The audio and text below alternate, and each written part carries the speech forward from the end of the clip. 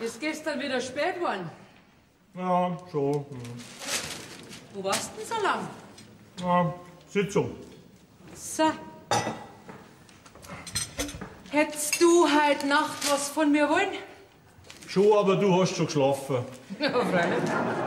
Bei der Nacht bin ich müde, da schlafe ich. Ja. Und beim Tag, da muss ich arbeiten. Du, ich lieg auch nicht den ganzen Tag auf der faulen Haut. Geh. Ja, was tust denn du schon groß? Also, was das? Eine Ehe ist das auch nicht mehr. Geh, wieso denn nicht? Wo warst du denn eigentlich die ganze Nacht? Ich hab dir doch schon gesagt, Sitzung. Aber doch nicht bis um 3:30 in der Früh. Ja, mei, manchmal zieht sie sich halt, gell? Lieg mich nicht an. So eine Sitzung dauert doch nicht bis um 3:30 in der Früh.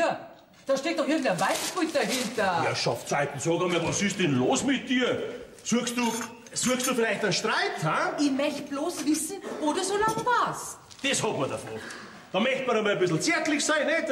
Einmal im Monat und dann, nicht? Dann,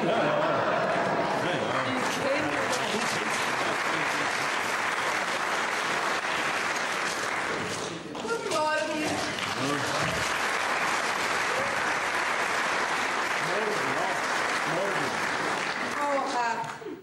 Kann man sich an den Tisch hinsitzen? Oder ist gerade Gewitterstimmung? nix ist. Morgen, Papa. Morgen. Spät heimgekommen ist er. Ich weiß schon. 3:30 war's. Da sag mal, wer hat Sie vielleicht von euch zwei schon überwacht? Okay, Papa. Ich hab nur die ganze Nacht nicht schlafen können. Drum hab ich dich gehört. Wieso kannst du nachts nicht schlafen? Du jetzt nicht ablenken, gell? Du warst nämlich derjenige, der so spät heimgekommen ist. Du, ich sag dir. Ich sag dir, dass ich frisch Hemd brauche und frische Unterhosen brauche ich auch. In der alten kann ich mich nicht mehr sein lassen.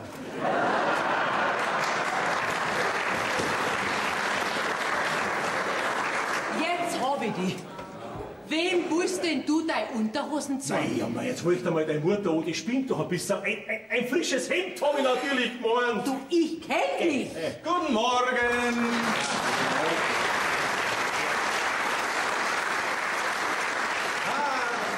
Familienidylle beim Bürgermeister. Da sieht man halt gleich, dass in dem Haus die Welt noch in Ordnung ist. Und der Kaffee, wie der duftet. Ja, der duftet, gell, Bad, aber nicht für Sie. Sie können ja gleich wieder verduften. Wie kommen Sie überhaupt da rein? Durch die Tür, wie jeder anständige Mensch. Die stand übrigens offen und das hat mich doch ziemlich gewundert. Danke.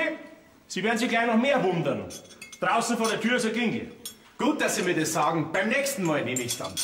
Was machen Sie denn eigentlich schon so früh bei uns, Herr Bader? Ich wollte meiner Pflicht als braver Bürger und pflichtbewusster Gemeinderat nachkommen. Er, braver Bürger und pflichtbewusster Gemeinderat, dass ich nicht lache.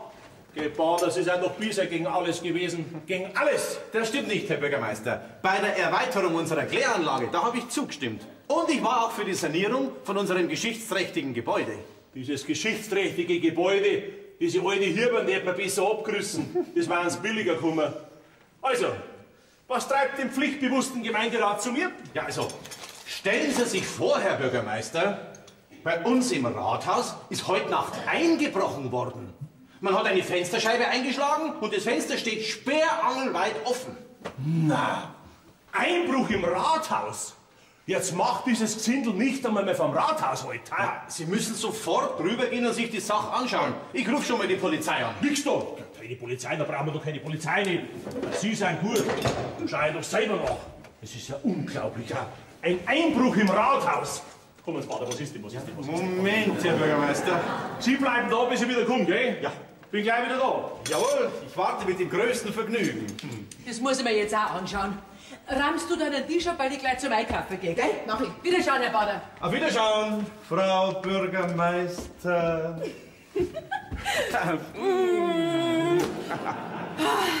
Das hat mir jetzt seit 5 Stunden gefällt. Und mir erst. Ich hab die ganze Nacht nicht schlafen können. Na, ich schlaf schon seit ein paar Nächten nicht mehr. Morgens, mittags und abends kann ich nichts mehr essen, weil ich immer an dich denken muss. Und nachts kann ich dann nicht schlafen, weil ich so viel Hunger habe. Oh, armer Freddy. Weißt du was? Jetzt sitzt du erst einmal hin und isst ein bisschen was. Jetzt musst du nicht an mich denken. Jetzt bin ich ja da. Also das lasse ich mir nicht zweimal sagen. Ah, das ist ein Kaffee. Der allein ist es schon wert, dass man das Junggesellenleben beendet und in den Hafen der Ehe einläuft. Ja, schon, aber du, Freddy, ich hab die ganze Nacht drüber nachgedacht, ob das eigentlich richtig ist, was wir da machen. Aber Schatz, wir haben doch lang und breit drüber geredet und wir waren uns doch einig. Du hast geredet, ich hab nur zugehört. Das ist doch das Gleiche. Wir wollen doch ab jetzt nur mehr noch mit einer Zunge reden und mit einem Hirn denken. Ja, freilich. Aber du erlaubst schon noch, dass ich ab und zu mein Hirn auch einschalte. Ja, aber natürlich, Schatzal. Du, was anderes? Hast du deinem Vater das Hosal in die Tasche hineingesteckt? Ja, hab ich schon. Aber gerade deswegen mache ich mir ja Sorgen. Zu spät. Jetzt hast du den Stein schon ins Rollen gebracht. Ja, aber... Nix aber. Denk bitte dran, was sich dein Vater heute Nacht geleistet hat. Ja, und habe dir eine prophezeit, dass er nie zugeben wird, dass er selber die Fensterscheibe eingeschlagen hat? Ja, das stimmt schon. Und wie skandalös er sich und sein sauberer Freund, der Herr Haberer, aufgeführt haben im Wochenendhaus vom General. An dem ist nur dieses Fleischal schuld gewesen. Die hat ihn doch ganz narrisch gemacht. Na. Da gehören immer noch zwei dazu. Ja, aber muss schon zugeben, hübsch war sie schon, ja. Oh, und eine Figur hat sie gehabt. Die? Keine Angst, mir kann die nicht gefährlich werden. Hab ja dich. Ja, das möchte ich auch hoffen. Komm her, setz dich mal auf meinen Schoß. Du willst doch nur ablenken. Setz dich her, dann erfährst du, was ich von dir will. Du, ich sag das, ich mein das ernst. Ich auch. Was, ich auch. Weil ich dich so viel besser küssen kann. Also du bist doch ein... Herzensguter Mann. Einen besseren hätte ich nie finden können. Was willst jetzt du mit einem Mann? Na, ich doch nicht. Ich sag doch nur, was du hättest sagen sollen. Ja, so weit kommt's noch, dass du mir vorschreibst, was ich zum Sagen hab. Denk bitte dran. Eine Zunge und ein Hirn. Nix da. Du vergisst wohl, dass ich die Tochter vom Bürgermeister bin. Ja, genau, sag ja, wer du bist, diesen... Oh, Jesus, Papa. Hast du mir jetzt erschreckt? Was machst du auf dem seinen Schoß? Da bist doch nur du schuld. Ich? Wieso ich? Ja, was schreist denn da so draußen am Gang? Ich bin gleich so erschrocken, dass es mich umgehauen hat. Ah, und direkt auf den seinen Schoß rauf. Ja, schön war's. Sag mal, was machen Sie überhaupt noch da? Ich frühstücke. Was machen Sie? Wie viel haben Sie schon gegessen? Eine halbe Semmel. Ausspucken. Die halbe Semmel. Ausspucken, sag ich. Jetzt hör aber auf, Papa. Ich hab den Herrn Bader eingeladen. Ja, aber ich nicht. Aber Herr Bürgermeister, Sie haben doch gesagt, dass ich auf Sie warten soll. Und Ihre Tochter hat mir ein Frühstück angeboten. Und höflich wie ich bin, sage ich da nicht nein. Aber ich sag jetzt raus. Ja, also gut, dann rufe ich jetzt die Polizei an. Ja, das machen Sie nicht. Ich brauche doch keine Polizei, Bader. Ach so, dann ist also gar nichts gestohlen worden? Das weiß ich nicht. Ich habe nicht nachschauen können. Ich hab den verkehrten Schlüssel erwischt. Ach ja, dann. Na ja, und überhaupt brauchen wir ja gar keine Polizei. Ja, ich meine, der Chef der Polizei sind ja schließlich Sie. Ja, genau. Ich bin der Chef der Polizei. Und ich sag jetzt... Nix da, Papa. Du holst jetzt den richtigen Schlüssel und schaust nach, was im Rathaus gestohlen worden ist. Und ich räum dabei den Tisch ab, damit der Herr Bader nichts mehr essen kann. Und die halbe Semmel, darf ich die jetzt behalten oder... Das sage ich Ihnen, Bader. Ich sag Ihnen das, Bader, Sie. Nix sagst du. Du schaust nach, was im Rathaus los ist. Und ich pass auf, dass er da bleibt. Gut, aber ich bin gleich wieder da, gell? Gleich wieder bin ich da.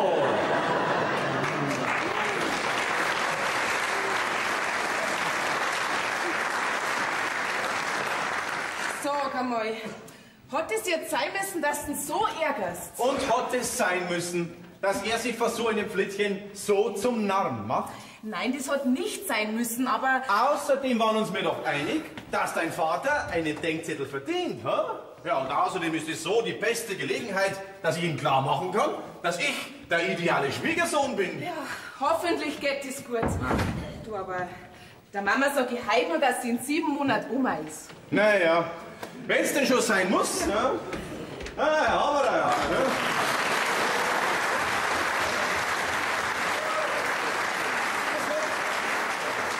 Auf Wiedersehen. Maria. Der konnte ich scheinbar gar nicht recht leiden. Ja, weißt du, seit ich ihm mal in einer Sitzung widersprochen habe und auch noch recht gehabt habe, seitdem geht er mir aus dem Weg. Ja. Oh, das ist ja bestimmt wieder. Weißt du was? Du gehst jetzt dabei ins Gästezimmer. Was? Ja, und ich komme dann noch. Ui, und das schon am frühen Morgen. Jetzt kommen sie rein, aber er ist schon weg. Ja, wo ist er denn hin? Ich hab ihn ausgeschickt. Ja, das hast du gut gemacht, ja. Sagen Sie mal, was haben Sie denn gegen den Herrn Bader? Ja, das darf ich nicht sagen. Das ist nicht öffentlich. Wo ist denn dein Vater? Der ist im Rathaus. Stellen Sie einer vor, da ist heute Nacht eingebrochen worden. Na. Ja und? Wer war's? Das muss Sie erst noch aufklären. Also, das muss ja ein Schienerdepp gewesen sein, der ins Rathaus einbricht, gell? Da gibt's doch nichts zum Holen. Du, der muss ja ein Besucher gewesen sein. Jetzt nehmen Sie doch Platz, Herr Haberer. Der Papa kommt bestimmt gleich. Ja. Dankeschön. So.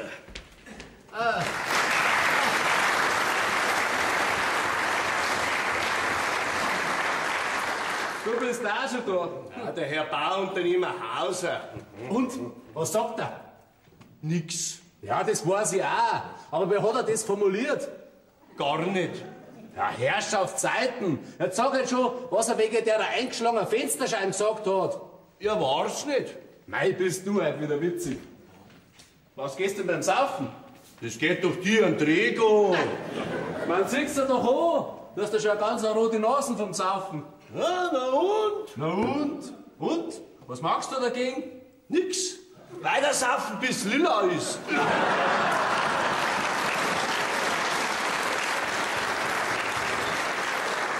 Mei, hast du immer recht viel Durst, gell? So weit lass ich gleich gar nicht kommen, gell? Das hab ich auch schon gehört. Geht der Bauer gern was trinken, sieht man es an seinem Zinken. Der rutscht schon doch am Buckel unter. Das habe ich schon jemand anderem versprochen. Ein Depp! Rümpfig! Das ist immer noch Sache des Bürgermeisters, die Personalien aufzunehmen. Aber er hat angefangen. Ich hab bloß gesagt, dass du eine rote Nase hast vom Saufen. Ist ja gar nicht vom Saufen so rot geworden. Von was denn dann? Von meiner Frau. Oh. Was, von deiner Frau? Ja, aber liegt das nicht daheim? Das hat mir hier auch gedacht. Jetzt ist mir alles klar. Du bist zu spät heimgekommen und sie zu früh. Ja, so ähnlich. Für die Weiber kann man es auch nicht recht machen, gell? Kommst zu früh heim, dann meinen sie, du möchtest noch was für einen. Und kommst zu spät heim, dann meinen sie, du hast schon. Und wenn du mal spät kommst und merkst noch mal, ausnahmsweise, dann darfst du nicht, weil sie zu mir ist. Also, was ist jetzt? Ist was gestohlen worden? Ah, wo überhaupt nichts. Da hat wahrscheinlich irgendjemand aus lauter Übermut die Fensterscheibe eingeschmissen. Hey, da machen wir überhaupt kein Aufhebens nicht draus. Und mit sowas belastet mir auch nicht unsere Gemeindekasse. Mann, da schaut's her. Da schmeißt jeder von uns einen Schein rein und die Sache ist erledigt.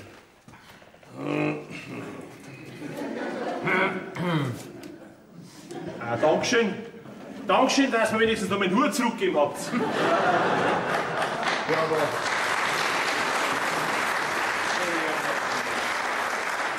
Warum soll mir die eingeschlagene Fensterscheibe zahlen? Die Jürgen aus einer Rauge eingeschmissen hat. Das verstehe ich einfach nicht. Also alles, so kenne ich die gar nicht. Sonst hast du ja auch jeden Schmarrn aus der Gemeindekasse gezahlt, oder? Ja, was darf ich euch zu trinken anbieten, hä? Ein Bier, Wein, Schnaps? Genau in der Reihenfolge. Also für mich nix. Ich muss gleich wieder auf Baustelle. Da sind wir allein, kannst du noch mittrinken. Ja, also gut. Aber bloß einen. Mehr gibt's auch nicht. Wir haben noch nur von gestern. Ihr wart also gestern miteinander weg. Ja, wir zwei, wir waren dienstlich unterwegs. Für die. Für mich? Ja, wir waren draußen im Wochenendhaus vom General, weißt du, um endlich einmal diese leidige Angelegenheit aus der Welt zu schaffen. Ja, warum habt's mir da nichts gesagt? Ich war doch mitgegangen. Ja, du warst doch nicht daheim. Und außerdem bist du befangen. Okay, red doch gar so einen Schmarrn. Und? Was hast du ihm gesagt? Ich habe ihm das gesagt, was wir in der nächsten Sitzung sowieso beschließen. Nämlich, dass er sein Wochenendhaus, das er ohne behördliche Genehmigung gebaut und erweitert hat, wieder abreißen muss. Das du ihm erweitert hast, gell? obwohl du genau gewusst hast, dass er keine Genehmigung hat. Der General ist mein Freund. Ich werde doch was für einen Freund machen dürfen. Du hast doch gesagt, du willst. Der Freilich, er hätte schon wollen und ich auch. Aber dann ist alles ganz anders gekommen. Ach, was ist denn passiert? Ja, der General war ja gar nicht da. Aber dafür die Frau. Was denn für eine Frau? Doch nicht die hübsche Linda. Ja, genau die. Und der Bürgermeister ist ja gleich verfallen. Verfallen. Red doch keinen so einen Schmarrn daher. Sie hat uns heute besoffen gemacht und dann hat sie uns bezirzt. Dich vielleicht. Na ja, du warst der Stock besoffen. Du, der war so besoffen, der hat einen Nebel gesehen, obwohl sie überhaupt gar keinen gehabt hat. Beim Heimgehen ist er auf alle Viere die Landstraße entlang getappt, hat nach vorn gedeutet und gesagt, ui, der Nebel ist so dicht, dass sogar die Vögel zu Fuß gehen.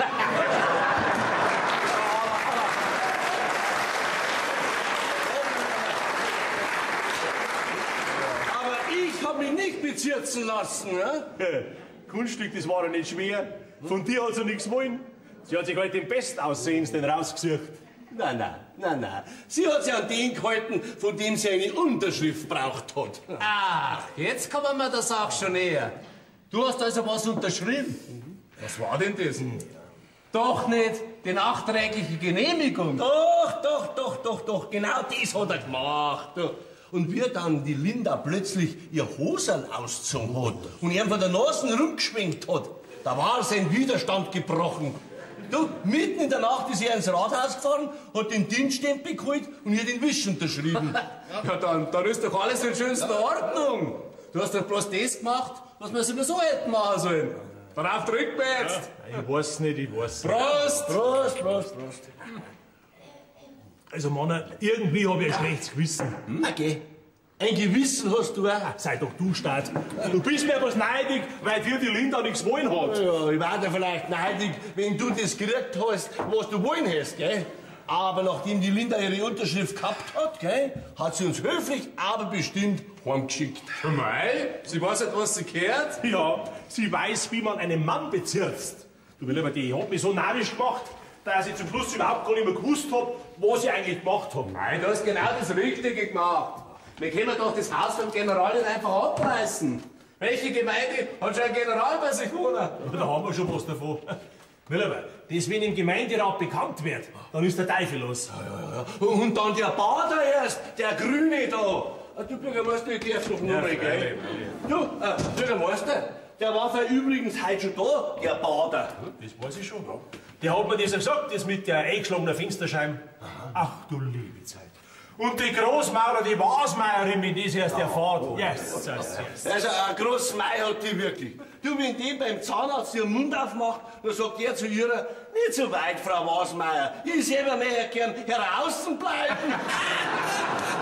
Okay, das ist doch bloß heiße Luft, was von der rauskommt. Also, das kriegen wir schon hin, gell? Aber ich muss jetzt wieder auf meine Baustelle, wir reden dann später weiter. Gut, Servus, Simmerl. Du, Simmerl. Ja? Ja, was ist mit der eingeschlagenen Fensterscheibe? Ach so, ja. Ja, du Bürgermeister, mach doch einen Spendenaufruf. Ja, aber schreib gleich dazu, wenn nicht genug Spenden zusammenkommen, sehen wir uns gezwungen, ein Konzert zu geben. Ja, und wer gibt das Konzert? Der Männergesangsverein. Wirklich gut. Also bloß das nicht. Weil wir nehmen lieber ich die Fensterscheibe. Also alles macht dir keine Gedanken. Das war schon richtig, wie du das gemacht hast. Viert euch. Du Bürgermeister, wir brauchen doch das niemandem sagen. Und im Gemeinderat, da sagst du einfach, du hast die ganze Angelegenheit dem Regierungspräsidium übergeben. Hey, dann ist doch alles bloß aufgeschoben. Na ja. Ah, Herr Bürgermeister, Sie sind schon wieder zurück. Und, haben Sie feststellen können, ob irgendwas gestohlen worden ist? Ja, da ist doch zuerst die Silvia reingegangen. Da. Spinnst du jetzt? Nein, ich hab sie reingesehen. Die Silvia da nicht? Ja. Hey, was tat denn die Silvia da drin? Geh. Silvia! Also bitte, die ist doch nicht da drin. Hab sie aber ganz genau da reingesehen. Sag mir, Gustav, wie fest hat denn dir gestern der Alte aufs Hirn gehauen? Also, was ich gesehen hab ich gesehen. Du Papa, wo ist denn Mama? Achso, du hast einen Besuch. Ja, also, ja bitte. Silvia, warst du heute schon in unserem Gästezimmer drin? Was soll ich denn da drin? Ich hab den Herrn Bader reingeschickt und hab gesagt, er soll da drin auf dich warten. Jetzt glaube ich, jetzt ist es soweit. Ich hab Hallukinationen. Ich hab Hallukinationen. Sauf nicht so viel, Gustav, Ja. wenn du das nicht vertragst. Ja, aber ich hab doch Hallukinationen. Das ist ja. Und? Hat dich jemand gesehen, wie du beim Fenster rausgestiegen bist? Nein, ich glaub nicht. Hoffentlich bleibt dem Haderer kein Schaden zurück, wenn er sich nur länger auf den Kopf haut. Bei einem Hohlraum entsteht bekanntlich kein Schaden. Gustav. Wer hätte gedacht, dass das so schnell gehen kann? Und Bader, was wollen Sie noch da? Ja, Sie haben doch gesagt, dass ich auf Sie warten soll. Ja, das haben Sie bereits zur Genüge getan. Auf Wiederschauen, wenn es schon sein muss. Ja, aber eigentlich hätte ich noch was Wichtiges mit Ihnen zu besprechen. Da braucht sie mich ja nicht, gell? Ich habe jetzt keine Zeit für Sie, Bader, und Ihre wichtigen Angelegenheiten. Och, ich denke schon, dass Sie ein bisschen Zeit haben für mich. Ich muss in die Sitzungen schon viel zu viel Zeit für Sie aufbringen, weil Sie immer gegen den Strom schwimmen müssen. Ja, und das lassen Sie und Ihre Freunde mich auch jedes Mal merken. Ja, Bader, das ist aber so, gell? Ein altes Sprichwort sagt schon, wer gegen den Strom schwimmt, der muss viel schlucken können. Da haben Sie recht. Aber ich habe jetzt genug geschluckt. Jetzt ist ein anderer dran. Okay, er werde. Stellen Sie sich vor, Herr Bürgermeister. Ich kenne auch jemanden, der gegen den Strom geschwommen ist. So. Wen denn? Den Fenstereinschmeißer. Den Fenstereinschmeißer? Den Fenstereinschmeißer. Und Sie sind doch sicher mit mir einer Meinung, dass der die Fensterscheibe eingeschlagen hat, gegen den Strom schwimmt. Ich meine, sowas macht man doch nicht in so einer kleinen Gemeinde. Nein, sowas macht man nicht. Nein. Und ich weiß sogar noch mehr. So, was denn nun? Ich weiß, dass sich zwei Männer in einem Wochenendhaus von einer schönen Frau haben verrückt machen lassen. Einer von den beiden ist sogar Bürgermeister. Na. Ja, und er hat so seinen Kopf verloren, dass er mitten in der Nacht zum Rathaus gelaufen ist, die Fensterscheibe eingeschlagen hat und den Dienststempel gestohlen hat. Den Dienststempel? Den Dienststempel, ja. Und dabei ist auf den ältesten Trick der Welt reingefallen. Die schöne Frau hat nämlich so getan, als ob sie ihr Höschen auszieht. Aber das hat sie natürlich nicht gemacht. Sie hat extra dafür eines vorbereitet. Und mit dem ist sie dann schwingend auf den Mann zugegangen und hat mit verführerischer Stimme gesagt, wenn Sie mir das Schriftstück unterschreiben, dann können Sie alles von mir haben. Hat's das gesagt?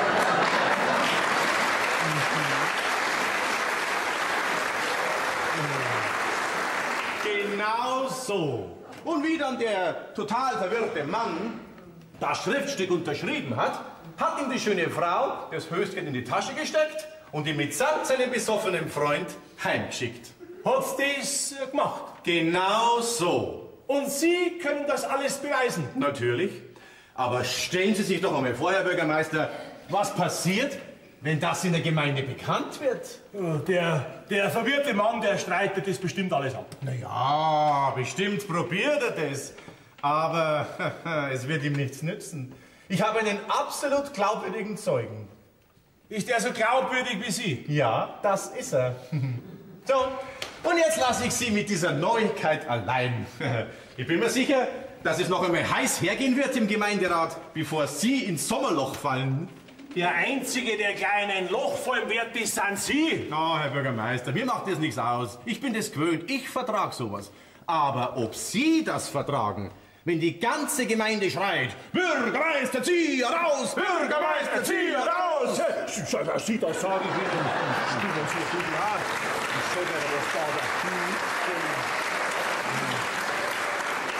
wenn Sie da irgendwas in Umlauf bringen sollten. Ich bringe überhaupt nichts in Umlauf. Vorläufig einmal nicht. Ich möchte Ihnen nämlich die Chance geben, dass Sie alles wieder in Ordnung bringen. Sagen Sie mir, was erlauben Sie sich eigentlich? Wer glaubt denn Sie, dass Sie überhaupt sind? Ich bin der Freddy Bader, Mitglied der Opposition. Ja. Na, was ist denn? Und wenn ich Ihnen sag, dass Sie die Sache mit dieser nachträglich erteilten Baugenehmigung wieder in Ordnung bringen sollen, dann denke ich dabei nur an Sie. Wissen Sie, Ich habe mich schon so an Sie als Bürgermeister gewöhnt, dass ich Sie wirklich vermissen tät. Raus, Bader, raus! Ja, ich gehe ja schon. Aber denken Sie bitte an das, was ich Ihnen gesagt habe. Und noch was, Zier. Herr Bürgermeister, schauen Sie doch mal in Ihre Hosentasche, ob das Höschen noch drin ist. Also, Herr Bürgermeister, ich würde das ganz schnell verschwinden lassen, bevor Ihre Frau heimkommt. Auf Wiedersehen, Herr Bürgermeister!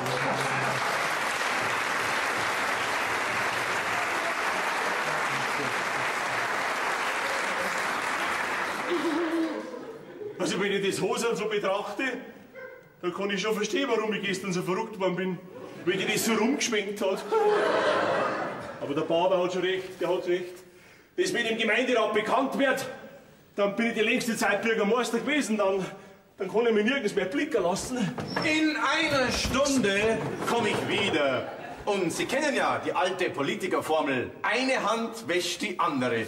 Sie haben also eine Stunde Zeit, um sich zu überlegen, was Sie mir anbieten können. Was ich Ihnen anbieten kann, das ist ein Platz am Friedhof draußen. Och, ich bin mir sicher, dass Ihnen da viel was Besseres einfällt. Sonst, Bürgermeister Zier, raus! Zeitennominei. Mit Zeitennominei, was tue ich denn bloß? Ermorden, vergiften, erwürgen, das wär's Gescheitste sein. Herrschaftszeiten, irgendwas muss mir doch einfallen da. Du Papa, ist die Mama jetzt da? Was möchtest denn du schon wieder da, hä? Ich möchte bloß wissen, wo Mama ist. Ich weiß nicht, sag's halt. Du Papa, hast du vielleicht irgendwelche Probleme? Hey, ich hab doch keine Probleme. Doch, ich hab Probleme. Und was für? Wenn man mit diesem Bader zu tun hat, dann hat man immer nur Probleme. Okay, das hätte ich nicht gedacht. Ich habe immer gemeint, der Herr Bader wäre der eifrigste Gemeinderat im ganzen Dorf. Der Bader, der eifrigste Gemeinderat im ganzen Dorf, dass ich nicht lach. Weißt du, was das für einer ist? Ein Verhinderer ist das. Ein Verhinderer! In jeder Gemeinde braucht man so einen Mann. Damit solche Leute wie der Hauser mit seinem Baugeschäft nicht nur die ganze Gegend zu betonieren. Komm. Was verstehst denn du schon von Politik? Schau lieber nach, ob deine Mutter nicht schon vom Einkaufen zurück ist. Also wenn's kommt, dann sagst du, ich bin im Gästezimmer. Sagst, ich bin im Gästezimmer. Ich habe andere Sorgen. Mit Zeiten noch mal nicht. Was tue ich denn bloß? Irgendwo muss ich es doch verschwinden lassen. Nein, nicht im Schreibtisch. Mein Alter, wenn da schnuffelt, dann ist der Teufel los. Aber irgendwas muss ich doch machen.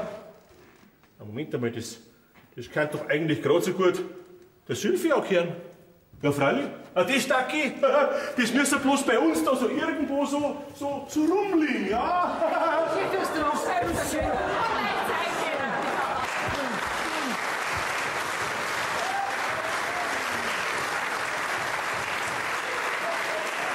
Was suchst denn du da am Boden? Plüschmischer, blaue Plüschmischer. Ich sehe überall blaue Plüschmischer. Blaue was? Plüschmischer, blaue Plüschmischer überall. Was soll denn das sein? Keine Ahnung, aber ich sehe welche. Plüschmischer. Da ist schon wieder eins.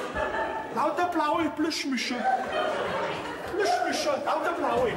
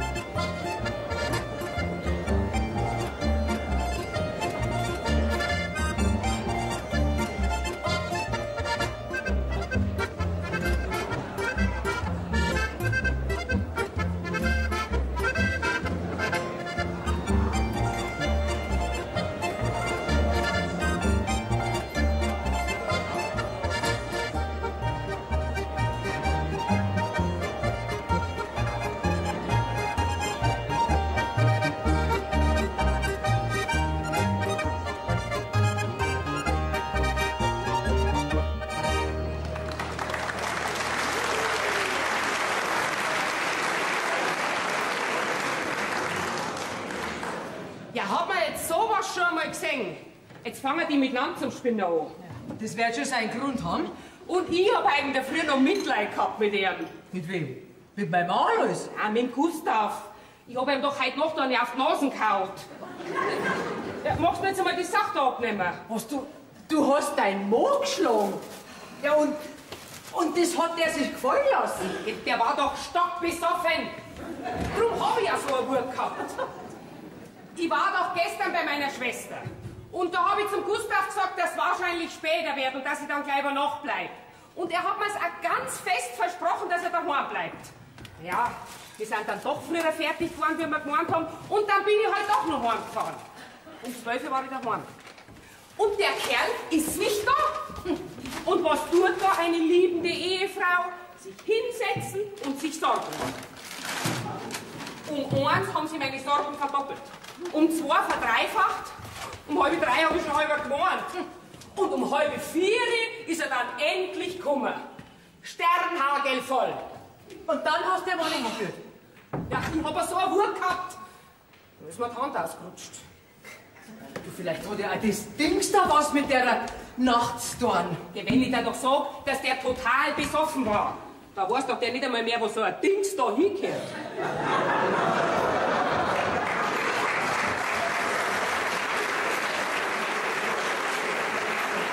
Vielleicht gehört ja auch der Silvia. Ja, du hast ja wahrscheinlich keine solchen Dinge. Vielleicht ist das ein Fehler. Ja, Kathi, das ist schön, dass du noch da bist. Du, wenn du jetzt heimkommst, dann sag doch deinem Gustav Bescheid, er soll gleich zu mir rüberkommen. Wir müssen noch ein paar wichtige Dinge für die nächste Sitzung besprechen, weißt du? Ja, ich weiß nicht, ob ich ihn sehe. Seit heute Nacht geht er mir aus dem Weg. Ja, du darfst ihm nicht besser sein, wenn er gestern ein bisschen später heimgekommen ist. Ich bin schuld, ich hab ihn aufgehalten, ja, weißt. Naja, wir waren gestern noch beim Hirtsingen in der Weinstube ein bisschen beieinander gesessen. Naja, und da hat halt eine halbe die andere gegeben, nicht? Und auf einmal ist halbe geworden. Ich bin ihm ja nicht mehr bes. Aber ich kann es ihm nicht sagen, weil ich noch nicht gesehen habe. Ja, wenn du jetzt heimkommst, dann rennt sie das ganz bestimmt wieder ein. Ja, da ist ja immer noch das kleine Geschenkerl, das ich dir schon lange mal geben wollte. Was? Du möchtest mir was schenken? Na, Gatti, dir natürlich nicht. Dir doch nicht, meiner Frau natürlich. Jetzt wird's da. Hey. Ja, hast denn du heute Geburtstag oder Hochzeitstag oder sowas? Nein, einfach so. Da muss ja ich heim. Vielleicht passiert ja bei mir daheim auch so ein Wunder.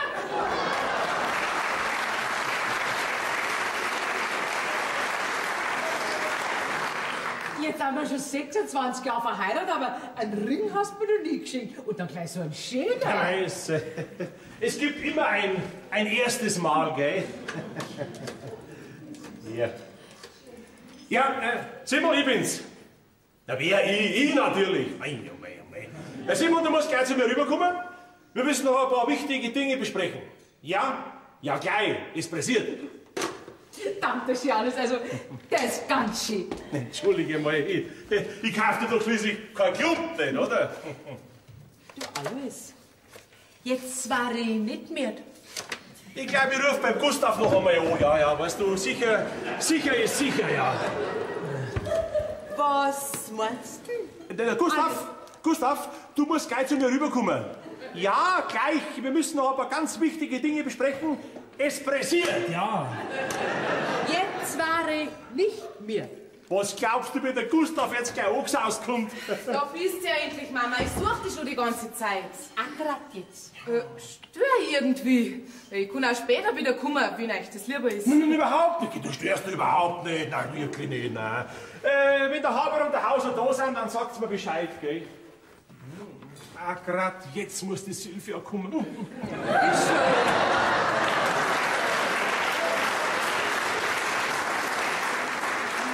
Was ist denn? Du, Mama, ich muss unbedingt mit dir reden. Ja, du. Ich mit dir auch.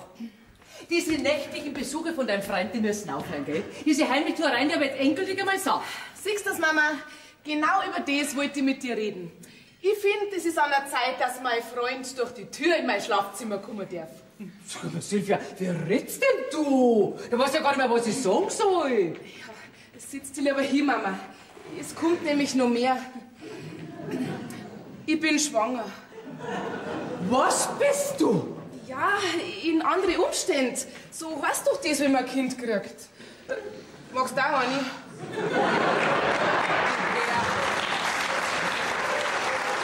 Sauer macht lustig.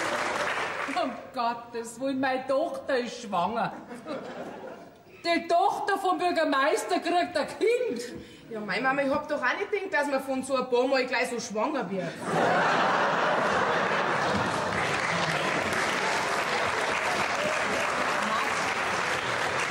Ich hab dir doch gesagt, wegen der Verhütung, wenn's denn schon unbedingt sein muss, hab ich dir doch gesagt, dass da solche Pillen gibt. Nein, das hast du nicht gesagt.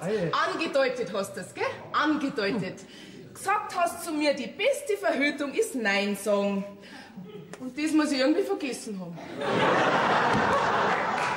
Wie kann man denn sowas vergessen? Wie kann man denn sowas bloß vergessen? Ja, mei, genauso, wenn man die Pille vergisst. Um Gottes Willen, was wird denn dein Papa dazu sagen, wenn der das erfährt? Früher oder später muss er es ja sehen. So lange können wir nicht warten, das müssten wir ihm schon früher sagen. Ja, das denke ich auch. Auf alle Fälle musst du jetzt heiraten, so schnell wie möglich. Ja, Mama, ich hab doch gewusst, dass ich mich auf die verlassen kann. Moment einmal, gell. Erst einmal. Was ist er? Was hat er? Und was kann er? Okay, Mama, jetzt bin ich aber enttäuscht. Ich hab mir eigentlich gedacht, du fragst mich, Kind, liebst du ihn? Und ich hätte dann gesagt, ja. Ja, das wird dann später kommen. Erst einmal müssen wir die Fragen durchgehen, die dir dein Vater stellen wird. Also, was ist er? Er ist der schönste und der liebste Mann auf der ganzen Welt. Ob das dein Papa langt? Ja. Ich hab doch gesagt, auf der ganzen Welt. Am besseren gibt's nicht. Madel, du kennst doch deinen Vater. Der hat doch an jeden was zum Aussitzen. Und? Was hat er? Gute Manieren, Durchsetzungsvermögen, Führungsqualitäten und ein unbegrenztes Selbstvertrauen. Ja, das glaubt dein Vater alles von sich selber. Ein zweiten von der Sorte wird er bestimmt nicht in der Familie haben wollen. Und? Wie schaut's so aus? Er verdient nicht schlecht. Ja, wenigstens ein Pluspunkt. Und was kann er? Das sag ich nicht. Ja, das kann ich mir vorstellen, was das ist. In ein paar Monaten werden wir es ja dann sehen. Aber mich darf interessieren, was er sonst noch kann. Alles. Er kann einfach alles. Dein Vater glaubt auch, dass er alles kann. Und? Darf man jetzt vielleicht nur wissen, wer das ist? Kennen? Ja, freilich kennst ihn. Und der Papa kennt ihn noch viel besser. Ja, dann ist ja alles in Ordnung, wenn er der Papa gut kennt.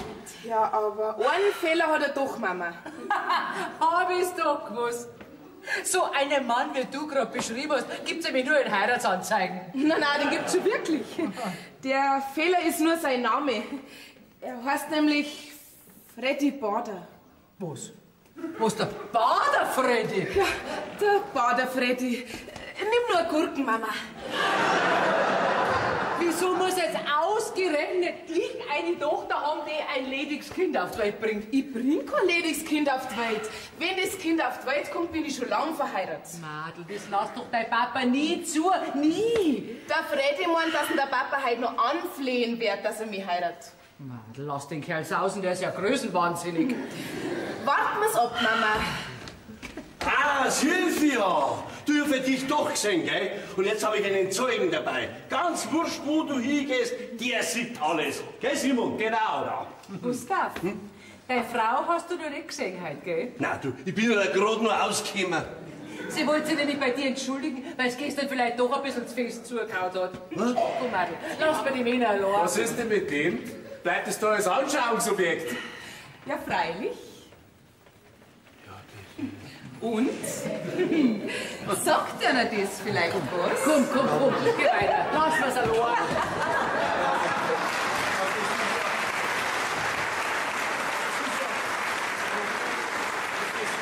Das gibt's ja nicht. Das kann doch nicht sein. Was kann nicht sein? Ja, die hat jetzt das genauso gemacht wie die andere heute Nacht. Das machen alle Frauen so. Die meine ich nicht. Aber die Silvia hat es jetzt genauso gemacht wie die andere. Und das gleiche Hosal war das auch. Solche Hosen gibt's zu Tausenden im Kaufhaus. Und jetzt gib endlich eine Ruhe. Weißt du eigentlich, warum es da alles hergestellt hat? Vielleicht wegen dem Hosal. Du sollst ja aufhören. Das kostet aber jetzt einen Schnaps. Das Hosal? Ich hau dir gleich noch mehr auf der Nase. Dann wird's vielleicht schneller lila. Wegen dem Hosal? Jetzt ist aber Schluss, gell? Geh weiter, bring mal die Schnapsflaschen und ein paar Gläser. Bin doch nicht dein Hampelmann. Ja, freilich nicht. Du bist schon der Hampelmann von deiner Frau. Kannst du jetzt vielleicht trotzdem die Schnapsflaschen bringen?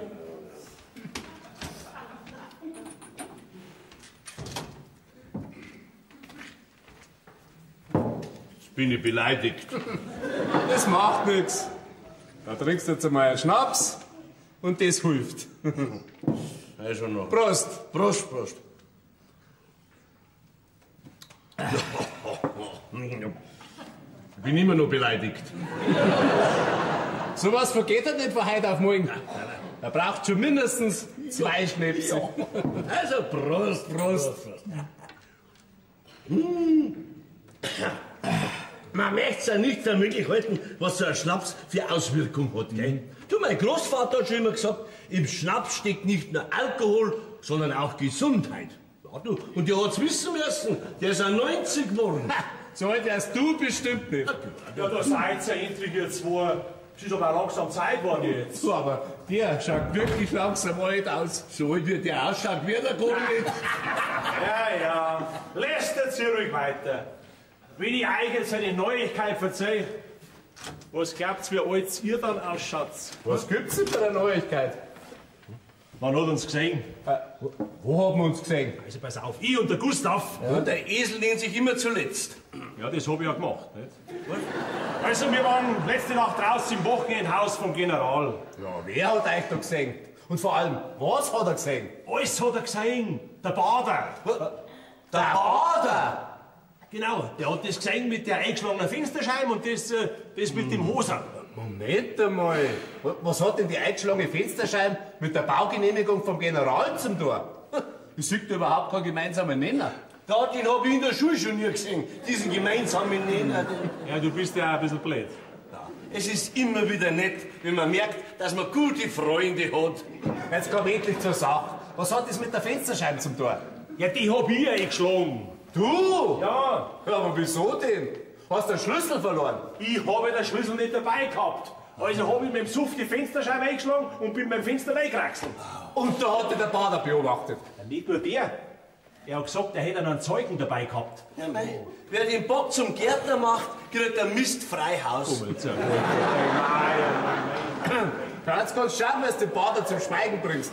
Wenn das im Dorf bekannt wird, dann kannst du den Hut nehmen. Das weiß ich selber auch, Männer. Darum habe ich euch ein Herbststeid. Wir müssen was unternehmen. Ja, genau. Ich weiß ja schon was. Ja? Ja, du gibst den Bader zur Jagd frei, du machst einen Treiber, ich halte ihn für eine Wildsau und ein Hirsch. Nein, nicht Hirsch, eine Wildsau. Du sag einmal, der Bader hat sich denn nicht einmal für deine Tochter interessiert. Ja, das Thema hat sich schon erledigt. Ja, wir haben klar gemacht, er soll die Finger von meiner Silvia lassen, sonst hat er bald keine mehr. Jetzt wäre das Thema aber wieder aktuell. Ja, komm, sieh mal bitte. Kümmert dich um deine Sachen und misch dich gefälligst nicht in meine Familienangelegenheiten. Wir wollten doch bloß einen guten Rat geben, dass du da wieder rauskommst.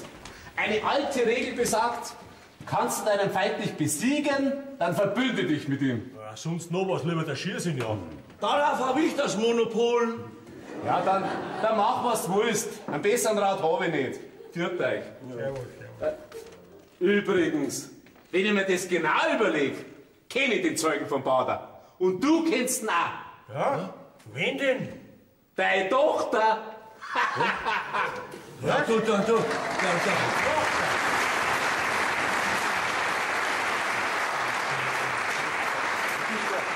Der hat ja recht.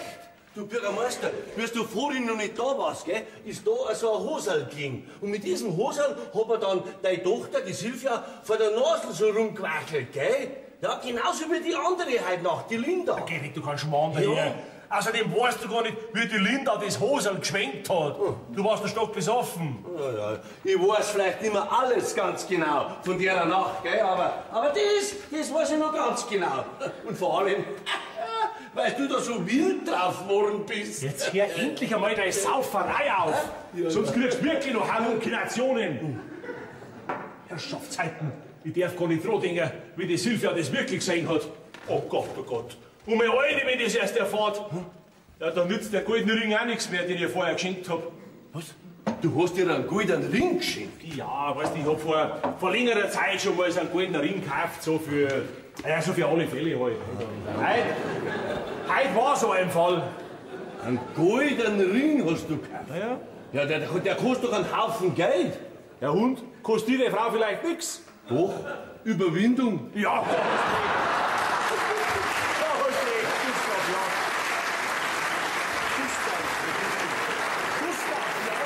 Was mache ich denn jetzt bloß? Ja, musst zuerst einmal auslassen. So, ja. Entschuldige. Dir ist schon klar, dass mir bei der nächsten Wahl keiner mehr Weibindes bekannt wird? Nein. Das kannst du nicht sagen, Bürgermeister. Nein. Jeder intelligente Mensch wählt dich trotzdem. Ja, die Mehrheit war mir lieber. Ja, dann musst du dich mit dem Bader einigen oder du musst ihn erschießen. Wieder noch, keines von beiden. Nein. Ich muss das Schriftstück einfach mit dem Finger kriegen, verstehst? Dann hat der Bader keinen Beweis mehr gegen mich und er kann uns auch vom Gemeinderat nicht bloßstellen. Ah, das ist ja ganz gut. Weißt du was? Du gehst jetzt in das Wochenendhaus vom Generalhaus und schwingst dieses Mal deine Unterhosen rum. Ja, vielleicht druckt die Linda das Schreiben freiwillig raus. Nein. Du gehst raus. Mit deinen Unterhosen? Nein, bist du ein Depp.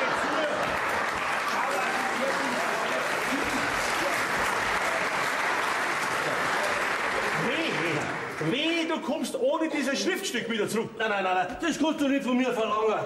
Die ist ja im Stand und zieht die Hose noch einmal aus. Und was mache ich dann? Ja, stark bleiben, das kannst du. Gestern hast du das jedenfalls kennen. Gestern, da war ich besoffen. Heute bin ich nüchtern. Und wenn ich nüchtern bin, kann ich für nichts garantieren. Oh, da kommt der Bader. Verschwind. Ja. Grüß Gott, Herr Bader. Auf Wiederschauen. Grüß Gott, Herr Bader. Schauen Sie, Herr Bürgermeister, ich habe mich gebessert. Diesmal habe ich die Klingel benutzt. Herr Bader, ich bitte Sie, ein Mann wie Sie, bitte nehmen Sie Platz. Ja, danke. Der darf doch auch ohne zu klingeln mein Haus betreten, wo Sie doch schon fast einmal mein Schwiegersohn waren. Ja, stimmt. Ja, das wollte ich einmal. Ja, eben. Da ist es doch nur recht und billig, dass Sie das immer noch werden wollen, nicht wahr? Schließlich ist meine Silvia doch ein hübsches Mädel. Ja, das ist sie wirklich. Ich sehe es auch immer noch gern. Na, das freut mich. Aber das ist auch schon alles. Mehr ist nicht mehr. Das ist alles? Mehr ist nicht mehr? Wollen Sie vielleicht sagen, Sie steigen meiner Tochter nicht mehr nach? Nein, das habe ich nicht mehr nötig. Ach, du schau her. Sind Sie anderweitig fündig worden, ha? Sagen Sie mal, Herr Bürgermeister, wollen Sie mir vielleicht als Gegenleistung Ihre Tochter anbieten? Wie kommen Sie denn da drauf, Bader? Erstens hat meine Tochter nicht nötig, dass sie angeboten wird. Das stimmt allerdings. Und zweitens verstehe ich Ihre Bemerkung mit dem Anbieten ja wirklich nicht. Also, ich denke da an jemand, der nachts eine Fensterscheibe vom Rathaus eingeschlagen hat. Und an eine schöne Frau, die zwar ein Höschen getragen hat, aber nicht an der Stelle, wo es hingehört, sondern in der Hand. Das ist ja äußerst interessant. Sie, Bader, Sie müssen mir versprechen, dass Sie mich unbedingt mal zu so einem Ausflug mitnehmen. Ja, da versäumt man ja direkt was, wenn man da nicht dabei gewesen ist, gell? Aha. Darauf geht's also hinaus. Na, da geht's hinaus, ja. Herr Bürgermeister, ist Ihnen eigentlich klar, dass ich mich in einem Gewissenskonflikt befinde? Ein Gewissen, sowas haben Sie ja. Schauen Sie, auf der einen Seite fühle ich mich verpflichtet, den Kollegen vom Gemeinderat mitzuteilen, was ich gesehen habe. Auf der anderen Seite wäre es mir gar nicht recht, wenn man Sie als Bürgermeister absetzen tät. Sie waren doch immer so kooperativ. Bader, das freut mich, dass Sie mich als Bürgermeister behalten wollen. Aber ihr wisst wirklich nicht, wie Sie an meinem Stuhl sägen wollen. Also gut, da muss ich halt doch die starken Geschütze auffahren. Ja, fahren Sie es auf. Schau, das Corpus Delicti ist im Anmarsch. Das, was? Das Corpus Delicti, das Höschen schwingende Rasseweib. Was? Um Gottes Willen. Ui, ja, die geht mir gerade noch. Sagen Sie mal, kennen Sie diese Frau? Ja, vom Sehen, mit einem Höschen in der Hand. Sie haben die schon ohne Hose gesehen? Nein, nur mit. Bader, verschwinden Sie. Pressiert aber überhaupt nicht, gell? So wie es ausschaut, wollen Sie mich bei dem Gespräch mit der Dame nicht dabei haben. Ja, Bader, sehen Sie, Das scheint einer der wenigen Vorzüge zu sein, dass Sie eine schnelle Auffassungsgabe haben. Ah, das Wichtigste hätte ich ja fast vergessen. Eigentlich wollte ich um die Hand Ihrer Tochter anhalten. Jetzt auf einmal. Vorher haben Sie es abgelehnt. Nein, ich habe nicht abgelehnt. Ich habe nur gesagt, dass ich es nicht nötig habe, ihr nachzusteigen. Wiederschauen, ziehe! Verschwind, du alter Steiger, du! Oh, grüß Gott, schöne Frau. Geht's da rein, Sie werden schon erwartet. Hallo.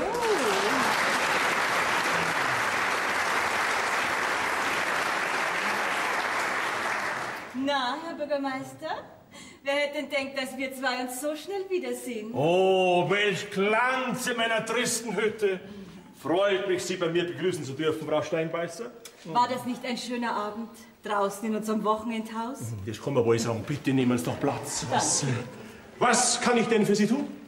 Naja, es ist mir ja direkt ein bisschen peinlich, dass ich heute mit der Angelegenheit zu Ihnen kommen muss. Aber ich bitte Sie, das braucht ja doch nicht peinlich zu sein. Ha, nur raus damit. Was glauben Sie, was die Sie für Menschen alles gehört haben? Ja, das kann ich mir gut vorstellen. Nein. Nicht das, was Sie meinen. Aber ich bitte Sie, Herr Bürgermeister. Nein. Ich denke doch nichts Schlechtes. Sowas gibt's bei mir nicht. Also, was kann ich für Sie tun, Frau Steinbeißer? Linda, wir sind uns doch gestern einig geworden, dass Linda zu mir soll. Selbstverständlich. Also, was kann ich für Sie tun, Linda? Ich komme wegen letzter Nacht. Naja, also irgendwie haben Sie da aus Versehen was mitgenommen. Ich soll aus Versehen was mitgenommen haben? Ja, nicht mit Absicht, bestimmt nicht mit Absicht, da bin ich mir ganz sicher, aber naja, irgendwie haben wir doch ein bisschen zu viel getrunken und da haben Sie es halt dann versehentlich mitgenommen. Ich kann mich beim besten Willen nicht dran erinnern. Aber das ist doch ganz klar, Herr Bürgermeister, wo wir doch alle drei so viel getrunken haben, nicht? Naja, vielleicht haben Sie es eingesteckt, ohne dass Sie es gemerkt haben. Ach, die meint das Höserl.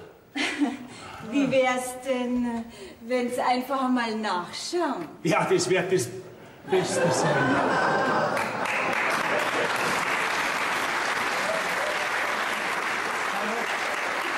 Vielleicht ist das Hoserl in meinem Höserl, gell? Ah, ich meine in meinem Höschen, das ich gestern angehabt habe, gell? Eine gute Idee. Ich bin gleich wieder da. Pressiert nicht. Der hat mir gestern was unterschrieben. Das muss doch da irgendwo sein.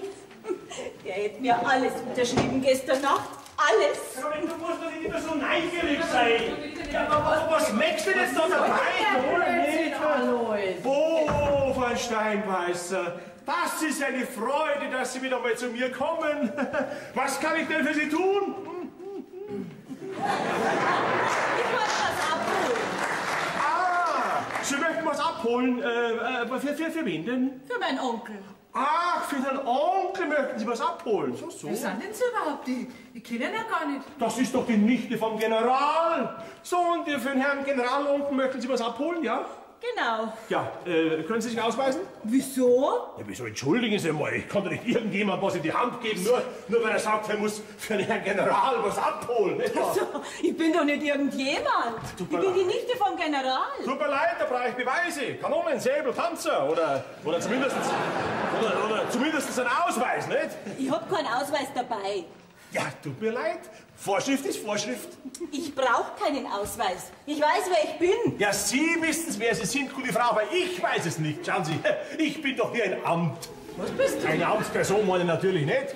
Und vor einem Amt ist man erst der man ist, wenn man sich ausweisen kann. Herr Bürgermeister? Würdest du vielleicht dem Volk eine Tasse Kaffee machen? Ich glaube, sie braucht einen. Wir sind doch kein Kaffeehaus. Ist ja wurscht. Ich mag ja gar keinen Kaffee. Siehst du, ich mag ja gar keinen Kaffee. Sie braucht aber jetzt einen, sie weiß es bloß noch nicht. Guck mal, so machst du.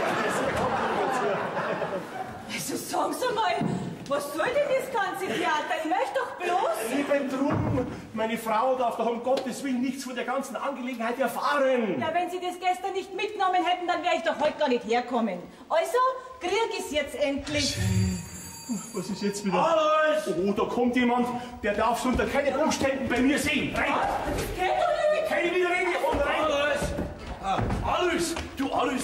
Hast du das dabei? Seit wann reist denn du bei mir? Was? Also, was? Na du, also wenn mir eine kommt. Hast du das dabei? Meine Frau. Was interessiert mich der Frau? Das ist doch völlig überflüssig. Hast du das auch schon gespannt? Ich möchte wissen, ob du das Dokument dabei hast. Also, wenn mir Alte kommt, sagst ich bin nicht da, gell? Nicht da, nein, nicht da, nein. Nicht da, nein.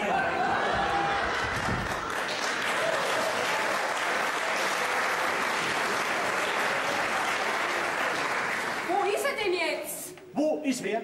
Der Gustav. Ja, du bist gut, Kathi. Hab ich nicht zu dir gesagt, du sollst ihn gleich zu mir schicken, wenn er kommt. Okay, ich hab doch gesehen, dass er gerade da reingegangen ist.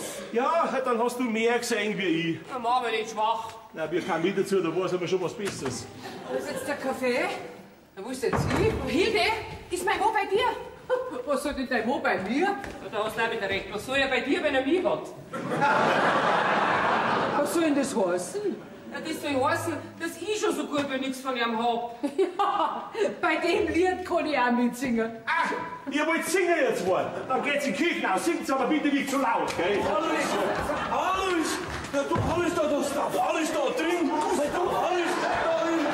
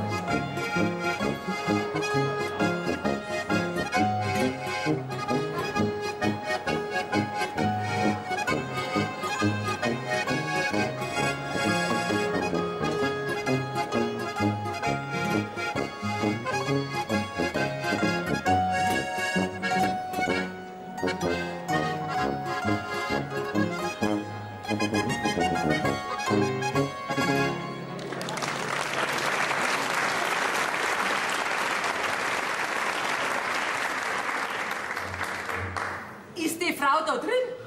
Ist die Frau da drin? Es ist wenn nicht so, wie du meinst. Ah, nee. Dann sagst mir jetzt, wie es ist. Ja, ich hab doch keine Ahnung gehabt, dass da eine Frau drin ist. Ja, du, und die wollte was von mir, aber ich nicht von ihr. Nein. Was tut denn die Frau da drin? Das werden wir jetzt gleich wissen. Moment. Hallo, was machen Sie da drin? Ha? Sie haben mich doch da reingeschickt. Und ich schicke gerne jetzt wieder raus. Ich lasse doch nicht zu, dass unsere Freunde in unserem Haus belästigt werden. Naja, ich hab schon verstanden. Ich geh schon. Aber nur, weil ich mir Verstärkung hol. Und dann komme ich wieder. Wer ist denn die Frau? Und was möchte die da? Das ist doch die Nichte vom General. Was? Vom General, der wo sein Wochenendhaus ohne Genehmigung umbaut hat. Ja, genau von dem. Aha. Ja, dann wissen wir ja jetzt auch, was das Weibsbild von euch wollt. Aber ihr habt es ja doch hoffentlich nicht gegeben. Ja, natürlich haben wir sie nicht gegeben. Ja, obwohl sie es mit allen Mitteln probiert hat. Ja, sie wollte den Gustav sogar verführen. Ja. Ja, aber sowas kann man doch mit dir nicht machen. Ja, genau. Mit mir doch nicht. Da hat sie sich den Falschen rausgesucht. Ja, da ist der Haberer stur. Und da, Was hat denn die Frau überhaupt da drin zum Suchen gehabt? Daran ist bloß die Kathi schuld. ja, daran bist bloß du schuld. Was, ich? Ja, was fangst denn jetzt alle zwei Spinner an? Der Gustav, der hat jetzt so Angst gehabt vor dir und wollte sich da drin verstecken, nicht? Und ist dann eingelaufen. Und diese Generalsnichte gleich hinterher. Ja, wahrscheinlich hat sie sich gedacht, wenn sie mich nicht kriegt, dann probiert sie es halt bei ihm, gell? Ja, und warum versteckst dich du von mir? Weißt du doch, eine auf die Nasen aufgehauen hast. Mein Gott, weil mir da jetzt einmal die Hand ausgerutscht ist. Brauchst du doch nicht die ganze Zeit von mir verstecken. Das tut mir doch schon wieder leid. Gustav, komm, Gustav. Ja. Wir müssen in die Gemeinde rüber, wir müssen noch was Wichtiges besprechen. Ja, genau. Wir müssen noch in die Gemeinde rüber und was Wichtiges besprechen. Ja, wichtige Besprechung. Ganz wichtig, bitte. Also,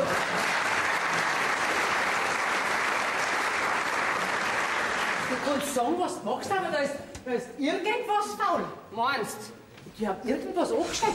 Ich kenne doch meinen Alten. Gell, in der kurzen Zeit, was der mit dem Weibsbild da drin war, da kann er doch nicht viel angestellt haben. Ich mein doch auch nicht jetzt, vorher schon. Du, vielleicht hat das ja was mit der vergangenen Nacht zu tun, wo die zwei so spät heimgekommen sind. Aber das bringen wir raus. Verlass dich drauf. Da schau her. Der grüne Freddy und die Tochter vom schwarzen Bürgermeister in aller Öffentlichkeit. Jetzt sag bloß, dein Vater hat schon ja gesagt. Nein, noch nicht. Es wird ihm aber nichts anderes überbleiben. Ja, ist denn da schon was unterwegs? Tja, einer von uns hat anscheinend nicht aufgepasst. Ja, Hilde, sag einmal, hast denn du deine Tochter nicht aufgeklärt? Red doch keinen Schmarrn. Also meine Mama hat ja wie gesagt, Kathi hat's gesagt, die Sachen, die am schönsten sind, die sind entweder verboten, unmoralisch oder machen dick. Also lass die Finger davon.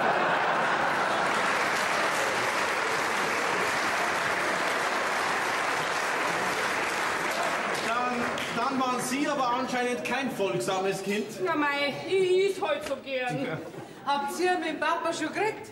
Ja, den ersten Versuch haben wir schon unternommen, aber es ist leider nichts draus geworden. Naja, warten wir halt auf die nächste Gelegenheit. Ja, da glaube ich aber nicht, dass heute der richtige Tag ist dazu. Er hat irgendwas angestellt. Weißt du was, Mama? Nein, ich weiß nichts, aber ihr wisst scheinbar was. Also, ich glaube, Sie verdächtigen Ihren Mann zu Unrecht. Ja, das werden wir ja dann sehen. Wir bringen ihn schon raus. Katze, komm, gehen wir. Wir bringen es schon raus. Also...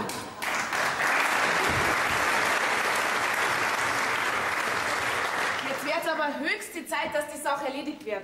Sonst kommt es zum richtigen Krach zwischen meinen Eltern. Bin doch schon dabei. Bin schon im Endspurt. Okay, ich hätte mich gar nicht drauf einlassen sollen. Was? Was? Dann willst du mich nicht heiraten? Geschmarrn. Ich bin alt genug und brauche zum Heiraten nicht den Segen von meinem Vater. Na. Das hört sich aber gar nicht an nach dem braven Töchterchen vom Bürgermeister. Das bin ich ja noch nie gewesen. Ach, drum hast du mich so lange zappeln lassen.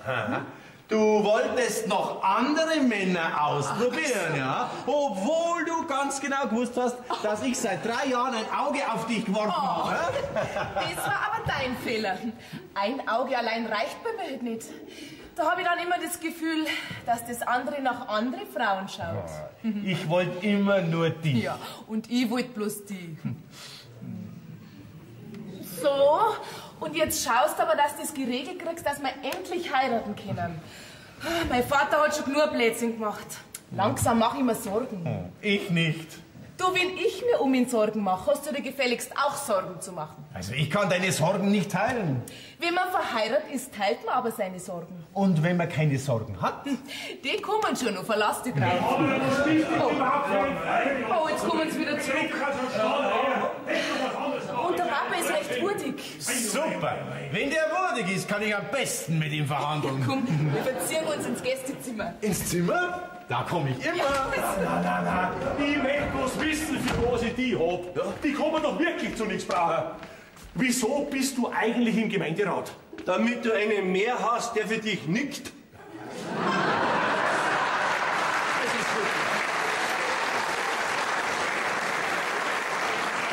Das ist wirklich aber auch das Einzige, was du kannst. Mein Gott, jeder Politiker und Staatsmann hat seine Berater, verstehst, und Helfer, die für einen die Kastanien aus dem Feuer holen, bloß ich hab keine. Das liegt nur daran, weil deine Kastanien viel zu tief im Feuer liegen. Du bist mir ein schöner Freund, auf die kann man sich verlassen. Ja, was hätte ich denn machen sollen, wenn das Wochenendhaus abgeschlossen ist? Hätte ich vielleicht auch die Fensterscheiben einschmeißen sollen, wie du. Ja, für mich hättest du das schon machen können. Ja, hättest du dich von dieser höchsten schwingenden Sexbomben nicht verrückt machen lassen? Hättest du dich nicht so voll laufen lassen, dann hättest du es vielleicht verhindern können. Ui, die kommt tatsächlich wieder zu mir aufs Haus zu. Ich möchte bloß wissen, wieso die so eine Unterhose hängt. Ja, die wird doch nur ein zweites haben. Du, vielleicht hat die das Dokument dabei. Das wäre möglich. Ja, das wäre sogar ziemlich sicher. Los, verschwind. Nein, das geht jetzt nicht. Du brauchst mich. Ja, natürlich, ja. Das habe ich gemerkt, was du für mich für eine Hilfe bist. Ja. Los, hau ab da. Nein, nicht schon wieder da rein. Ja, das ist was anderes. Nein, da geht's ja auch nicht. Da hockt bestimmt meine Frau draußen. Ui, sowieso schon spät. Ach, mein Lieber, weißt du was? Die nehmen jetzt so zweit in die Mankel. Nein, da habe ich eine viel bessere Idee. Du empfängst sie. Sagst einfach, mir hat's zerrissen. Nein,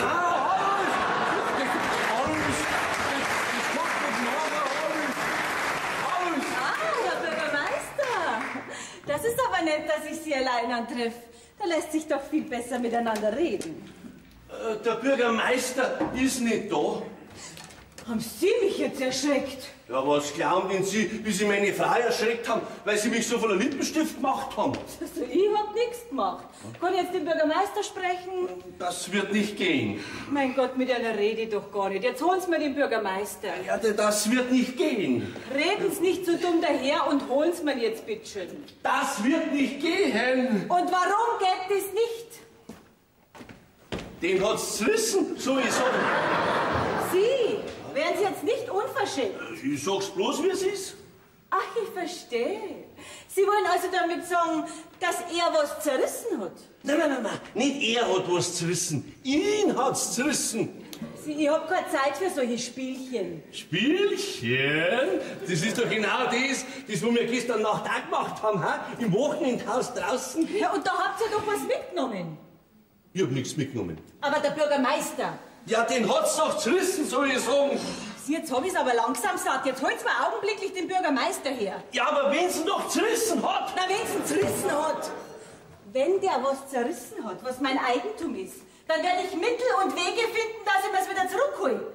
Haben wir uns da verstanden? Ich verstehe nur selber Spielchen. Oh, jetzt spult nicht immer den dummen August. Nein, Gustav, nicht August. Ich schrei das ganze Haus zusammen und die umliegenden Nachbarn auch. Nein, um Gottes Willen, das darf er's nicht machen. Da meinen die Leute am Ende, ich hätte ihnen was angetan. Genau das werde ich sagen. Ich werde sagen, dass ich im Haus des Bürgermeisters unsittlich behandelt worden bin. Nein, um Gottes Willen, um Gottes Willen. Alois, bau dich wieder zusammen. Komm rein.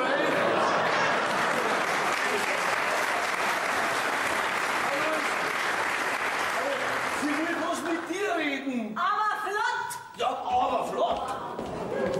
Ja, die schöne Linda ist noch da. Ich hab schon gedacht, sie war vielleicht heimgefahren. So geht uns doch nicht so scheinheilig.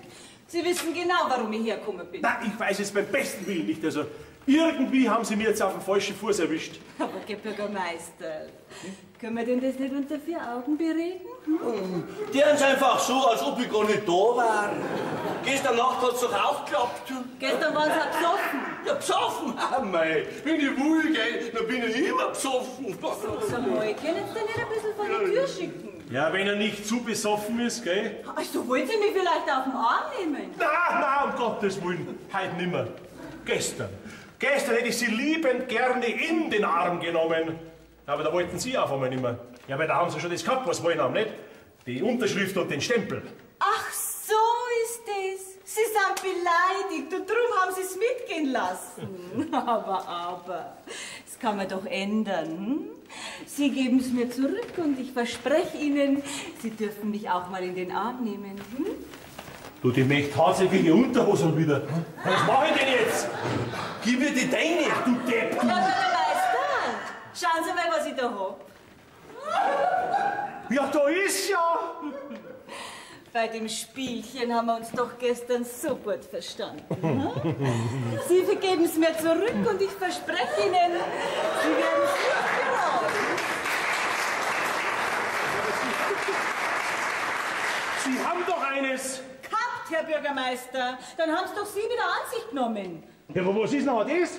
Das ist eins von meinen Hosen, davon gibt's Hunderte. Aber von dem Schreiben gibt's nur eins. Ja, wem sagen Sie das?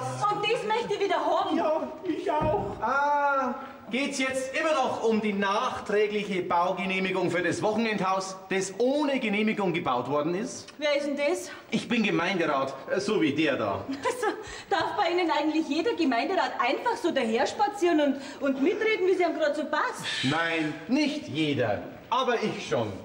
Stehen Sie doch mal bitte auf. Aufstehen. Also, Sie Vater, jetzt machen Sie aber einen Punkt, ja? Punkt.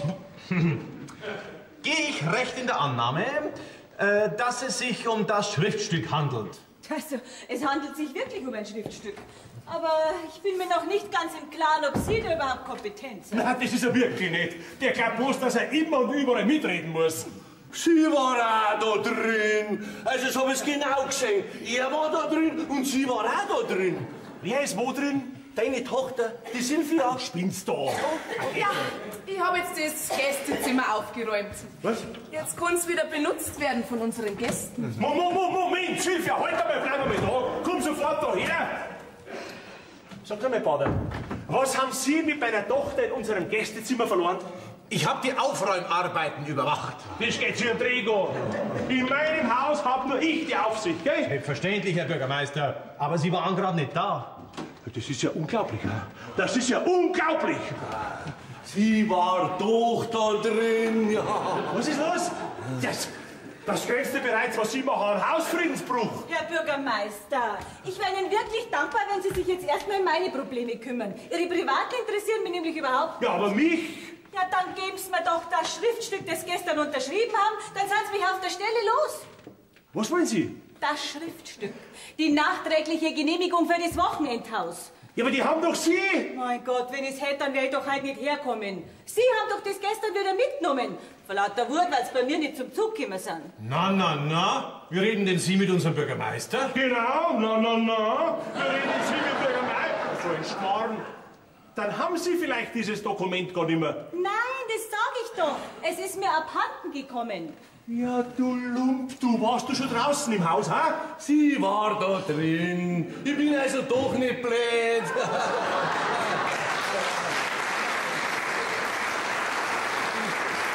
Das hat auch keiner behauptet. Ja. Wo ist das Dokument? Die zwei waren heute Vormittag schon beieinander. In diesem Zimmer da drin. Du Depp, du, von was redst denn du? Ja, von deiner Tochter. Sie war da drin und er war auch da drin. Was interessiert mich jetzt die Silvia? Ich möchte wissen, wo du das Dokument hast. Herr Bürgermeister, jetzt gib's mir augenblicklich dieses Schriftstück. Das ist mein Eigentum und irgendjemand hat es aus dem Wochenendhaus von meinem Onkel gestohlen. Recht hat. Alois, du musst dein Eigentum wieder zurückgeben. Gott sei Dank, dass du da bist. Sieh mal. Was? Nicht jetzt. Du, ich werde herin behandelt wie eine Aussätzige. Das ist ein Skandal. Ja, jetzt bin ich ja da. Also, was ist jetzt da, Alois? Gibst du da mir ein Schriftstück wieder zurück? Ich hab's ja nicht, ich darf es ja selber gern haben. Aber meine Herren, hier liegt's doch. Sie meinen doch dieses Schreiben hier? Was ist das? Wo haben Sie das her? Ja, es ist hier auf dem Tisch gelegen. Gebt sofort das Dokument her. Das gehört mir. Bader, gibst das Dokument sofort der junge Dame. Bader, Sie geben das mir. Sie geben das mir, verstanden? Aber meine Herren. Bader, wenn Sie meinen Schwiegersohn werden wollen, dann gib's mir augenblicklich das Dokument. Ja? Ja? Ein guter Gemeinderat hat die Pflicht, das Dokument der Dame zu geben. Aber meine Herren, bedrängen Sie mich doch nicht so. Es ist mir direkt peinlich. Ich habe gar nicht gewusst, dass ich bei Ihnen so beliebt bin. Wo ist denn das Dokument? Ja, Krutze Dirken, wo ist das Dokument? Ha? Also, ja, ich habe soeben der Dame gegeben. Tja, Ladies first. Was haben Sie gemacht? Da sind Sie nicht mehr ganz richtig im Kopf. Brav, Bader. Ich hab gar nicht gedacht, dass Sie so ein patenter Mensch sind. Werde bei Gelegenheit schon erkenntlich zeigen. In schwierigen Situationen sieht man dann erst die wahre Stärke eines Mannes. Das ist mir wurscht, wie stark der ist. Den Kerl bring ich um. Nur keine Angst, die, was der umgebracht hat, die leben alle noch. Und wenn Sie mal Hilfe brauchen, rufen Sie mich an. Da haben Sie meine Privatnummer.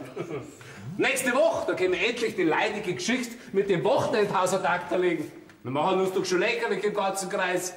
Jetzt hat der Bürgermeister persönlich die nachträgliche Genehmigung unterschrieben.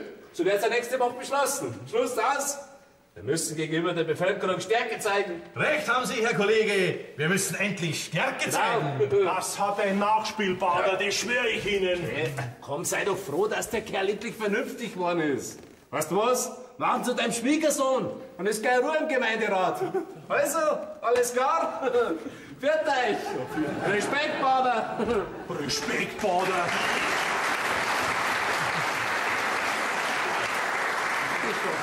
Gustav, bring du bitte den Kerl für mich um. Ich darf nicht, ich bin der Bürgermeister. Nein, ich trau mich nicht.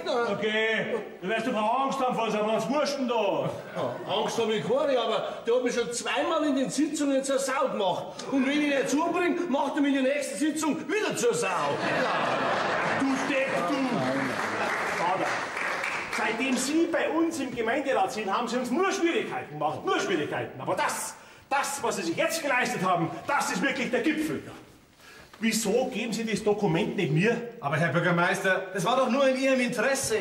Ach, übrigens, ich habe mich jetzt entschlossen, dass ich doch Ihre Tochter heirate. Und das trauen Sie sich mir ins Gesicht zu sagen.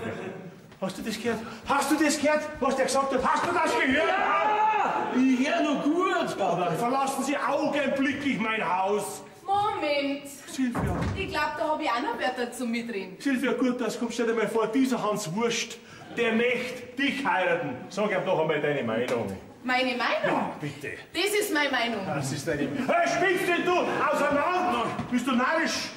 So ein Pharisäer kommt man nicht in mein Haus. Vielleicht solltest du den Freddy auch mal was sagen lassen, Papa. Ja, gern, den lasse ich gern was sagen. Vielleicht ein paar Worte bei seiner eigenen Beerdigung. Und jetzt raus! Was ist denn los? Wen möchtest du denn ausschmeißen? Hilde gut, das kommst du dir mal vor. Dieser Mensch, der möchte unsere Tochter heiraten. Was sagst du denn da dazu? Herzlich willkommen in unserer Familie. Ja. Was ist los? Sag einmal, bist du vom wilden Affen gebissen? Wenn da jemand von wilden Affen bist worden ist, dann bist das du. Ich hab nämlich mitgekriegt, dass du dich gestern im Wochenendhaus vom General ziemlich schamlos benommen hast. Und da hätte ich jetzt gerne eine Erklärung dafür. Das gehört nicht daher. Und ob das daher gehört? Sofort sagst du mir, was da draußen passiert ist. Und du stellst in einem Hieb und schaust mir in die Augen. Ich schau, dass ich hinauskomme. Herr Haberer!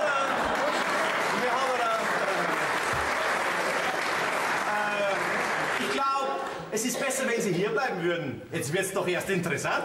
Mitgegangen, mitgefangen. Also los, alles raus mit der Sprache. Was ist letzte Nacht passiert? Wenn ich vielleicht dazu was sagen dürfte. Sie haben bei mir gar nichts zu sagen, gell? Glaubt diesem Menschen kein Wort, glaubt ihm kein Wort. Die kennen wir von den Sitzungen schon her. Der lügt, wenn er was aus dem Maul aufmacht, gell, Gustav? Also, ich glaube, Sie verdächtigen die zwei vollkommen zu Unrecht. Was? Ja, schauen Sie, Ihre beiden Männer sind gestern in Ausübung ihrer Pflicht in eine hinterhältige Falle gelockt worden. Was redet denn der für einen Schmarrn daher? Lass ihn doch reden, Alois, das ist doch gut für uns. Herr Bader, reden Sie ruhig weiter. Gell? Also, das war das so. Der General Steinmeißer, der, wie jeder weiß, ein gewiefter Taktiker ist, der hat unseren Bürgermeister und einen seiner Gemeinderäte zu einem klärenden Gespräch in sein Wochenendhaus eingeladen. Aber anstatt den General haben die beiden nur seine Nichte angetroffen.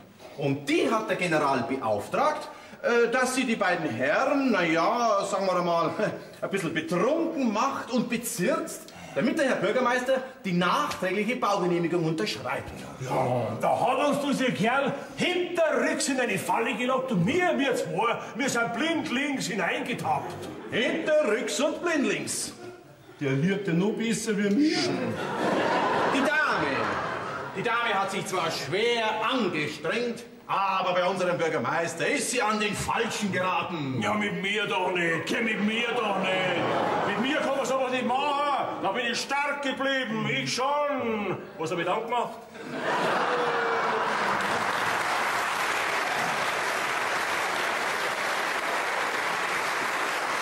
Unser Bürgermeister hat zunächst so getan, als ob er auf die Anmache reinfallen täte. Ich bin reingefallen, ja. Nein.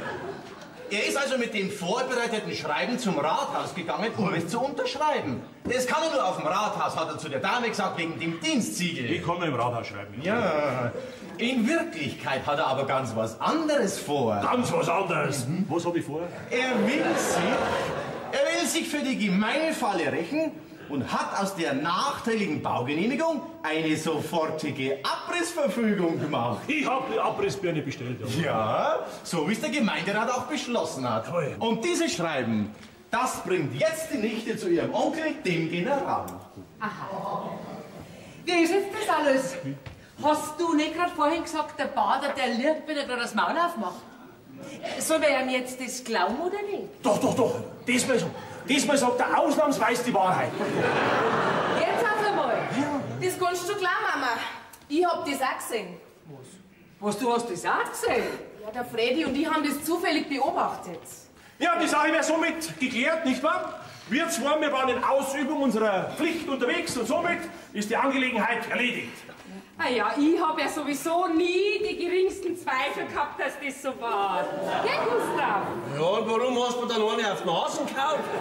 Nein, ich habe so eine Wut gehabt. darfst mir einmal eins auf die Nase hauen. Ah, das ist gut. Ja. Aber bloß, wenn ich was angestellt hab. Ja, da findet ihr bestimmt was. Gustav, geh weiter. Jetzt gehen wir heim. Kathi, du gehst schon mal voraus, ja? Ich brauche Gustav noch für ein paar Minuten. Weißt du, wir müssen für die nächste Gemeinderatssitzung ein paar sehr wichtige Dinge noch besprechen und festlegen, gell? Ja. Gustav, lass mich aber nicht gehen, so lange. Ja. Ja, dann besprechen wir auch ein paar Dinge, nämlich wegen der Hochzeit. Na, halt, der Bader bleibt da. Entschuldige mir, seid's gut. Der gehört ja schließlich auch zum Gemeinderat, nicht? Ihr könnt dabei schon mal einen Kaffee aufstellen. Also gut, aber dann in 5 Minuten. Haha, und bislang. Du wirst mir nämlich einiges zum Erzählen haben, gell? Ich werde dir hoffentlich nicht zu viel verzeihen. Nur keine Angst, nur das, was nötig ist. Ja, was nötig ist. Nötig ist, dass ihr einen Gromung drauf die Hirsche da mischen. Da haben sie eine saubere Geschichte ausdenkt. Sagen Sie mal, wieso geben Sie dieser Dame das Dokument, das ich unterschrieben habe, wo ich nicht mehr ganz nüchtern war? Ha, wieso? Wenn Sie mich auslassen, dann werde ich reden. Ja, warum? Bringen nicht um, Alois. Da darf man in den Sitzungen direkt fehlen. Wenn das Dokument bis nächste Woche nicht da ist, dann ist er bei der nächsten Sitzung sowieso nicht mehr dabei. Weil dann... Aber Schwiegerpapa, wer wird denn? Sag nicht Schwiegerpapa zu mir. Hast du das gehört? Sag ja nicht Schwiegerpapa zu mir. Also gut, dann halt Alois, ist mir auch recht. Reden's ruhig weiter, Herr Vater. Machst ihn einmal richtig fertig. Aber Herr Kollege, ich will ihn noch gar nicht fertig machen. Ich will ihm doch nur helfen. Ja, dann geben Sie mir das Dokument. Mein lieber Alois, was glaubst du wohl, was das ist? Sag bloß, du hast dir ein Falschpapier gegeben. Nein, ich habe schon das Richtige gegeben. Ich hab's doch gewusst, dass der blöd ist. Ich hab's doch gewusst, dass der blöd ist. Der kann immer bloß gegen was sein. Genau. Und darum war ich auch dagegen, dass unser Bürgermeister von so einem raffinierten Luder übers Ohr kaut wird. Ja, das machen Sie wohl lieber selber, gell? Nein. Schauen Sie, ich habe doch dieses Schreiben aus dem Wochenendhaus rausgeholt. Ja, das weiß ich jetzt auch, dass das Sie gemacht haben können. Ja, aber wieso klauen Sie erst das Dokument und geben Sie es dann der jungen Dame wieder zurück? Ja, also das darf mich jetzt auch interessieren. Für so blöd hätte ich sie eigentlich nicht gehalten. Also, da sollte ich jetzt eigentlich schon ein bisschen beleidigt sein, dass Sie das jetzt tun. Ich hätte gemeint, ich hätte bewiesen, dass mich keiner übers Ohr hauen kann. Ich habe der Dame schon das richtige Schreiben gegeben. Nämlich das, auf dem die sofortige Abrissverfügung draufsteht. Wieso Abrissverfügung? Also ich habe in dem Schreiben nichts verändert. Ja, Sie nicht, aber ich. Die Dame hat eine Kopie von dem veränderten Schreiben. Das Original, das habe ich hier. Lass sehen. Tatsächlich? Er hat's gemacht! Er hat's gemacht! Er hat's tatsächlich gemacht! Herr Schmarrn, Sie wissen es sowieso, gell? Der hat das gemacht! Ja, aber wie haben's denn das gemacht? Das ist doch heutzutage kein Problem mehr. Ich habe mit der Schreibmaschine vom Rathaus die richtigen Wörter eingesetzt und das Schreiben dann kopiert. Und dieses Schreiben, das hat jetzt der General. Ja, und wie sind denn Sie überhaupt in das Rathaus hineingekommen? Ne? Ach, irgend so ein netter, freundlicher Herr hat die Fensterscheibe eingeschlagen. Aha. Aber die Fensterscheiben, die zahlt der Simon. Der hat uns das nämlich alles eingebrockt. Ja, dann wäre soweit ja alles in Ordnung. Dann können wir jetzt von meiner Belohnung reden. Ja, gern. Dankeschön, gell? Ich habe aber eigentlich an ein bisschen mehr gedacht. Kein Problem. Zweimal Dankeschön, aber das muss gegangen werden. Also gut, dann muss ich dir halt sagen, was ich von dir möchte. Ich möchte gerne deine Tochter heiraten. Alois. Wie das klingt, wenn der Alois zu mir sagt. Alois, wie das klingt. Alois, hast du das gehört? Alois, nein, viel Gustav, geh weiter. Jetzt gehen wir heim. Ja, natürlich, wir sind ja schon fertig. Sind wir schon Ja, geh noch mit, du kannst schon mitgehen, wir sind schon fertig. Komm, geh noch mit. aber alles, wir sind doch noch nicht fertig. Hey, pass mal auf da, schau. Verräter! Oh! Gustav. Ui! Komm. Ja!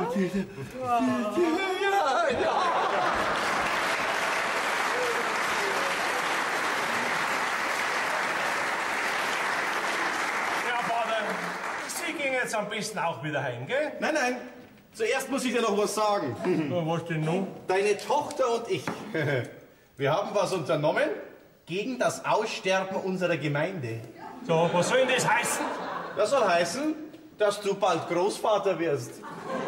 Was wär ich? Ja, Das ist doch nicht zu glauben. Er sieht aber doch wirklich alles mit Fleiß oder alles mit Fleiß. Also gut, Aber dann wird sofort geheiratet, gell? Und heute Nachmittag schreiben wir noch das Aufgebot, gell? Nein, so pressiert's auch wieder nicht. Doch, das pressiert schon so. Weil diesmal möchte ich, dass wir bei der Geburt von dem Kind auch wirklich einen Einwohner mehr in der Gemeinde haben. Na, du tust ja gerade so, als wenn bei uns im Ort noch nie Kinder auf die Welt kommen wären. Ja, das schon. Aber jedes Mal, wenn bei uns im Ort ein Kind auf die Welt gekommen ist, ist gleichzeitig ein junger Mann wieder verschwunden. Das möchte ich diesmal verhindern. Ja.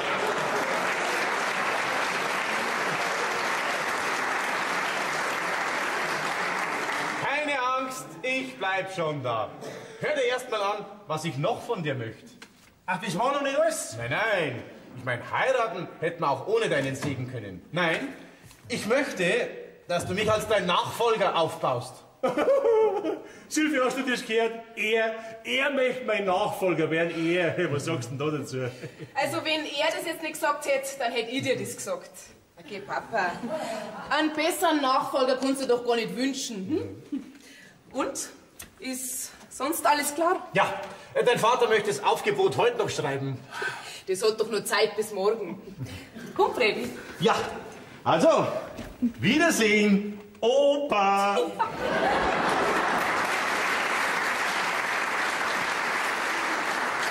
Meine eigene Tochter verkauft mich.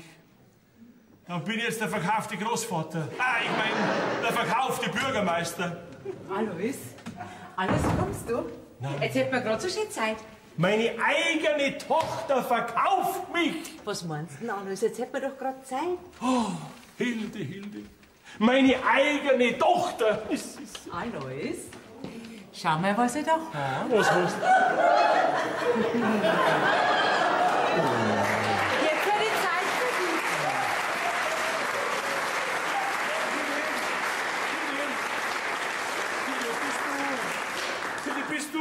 Bist du nicht miert, ha? So munter war ich schon lange nicht mehr. Gut, aber unterschreiben tut er nix.